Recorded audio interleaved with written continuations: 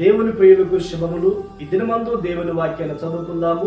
సామెతల పుస్తకము 15వ అధ్యాయము 3వ వాక్యాన్ని చదువుకున్నప్పుడు,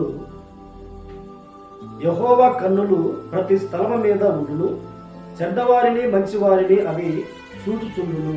ప్రియ దేవుని బిడ్డలారా, మనం ఆరాధించే దేవుడు సర్వశక్తి గల దేవుడు. ఆయన మాట్లాడే దేవుడు, సజీవుడు, చూచే దేవుడు. చెడ్డవారిని ఆయన చూస్తూ ఉన్నాడు, మంచి వారిని చూస్తూ ఉన్నాడు. ఈ మాటలు వింటున్నా నిన్ను చూస్తూ ఉన్నాడు.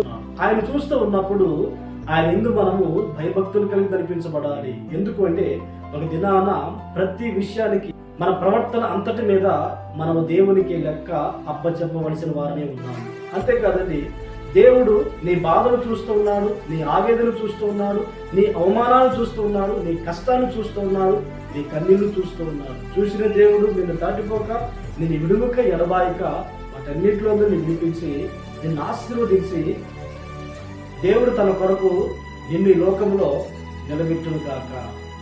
హాగరు యొక్క స్థితిని దేవుడు చూశాడు.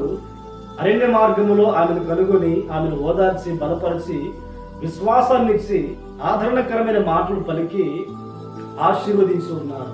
ఐగుప్తు దేశమందు ఇశ్రాయేలును దేవుడు చూశాడు. చూసిన దేవుడు వారి మొర ఆలకించి వారి సమస్యలన్నింటిలో నుండి విడిపించి ఉన్నాడు. ఏ దినమందు నిన్ను చూస్తూ ఉన్నాడు. నువ్వు ఉన్న పరిస్థితుల్లో నుండి దేవుడిని విడిపించి కన్నీటిని తుడిచి ఆశీర్వదించునుగాక. ఆమేన్, ఆమేన్.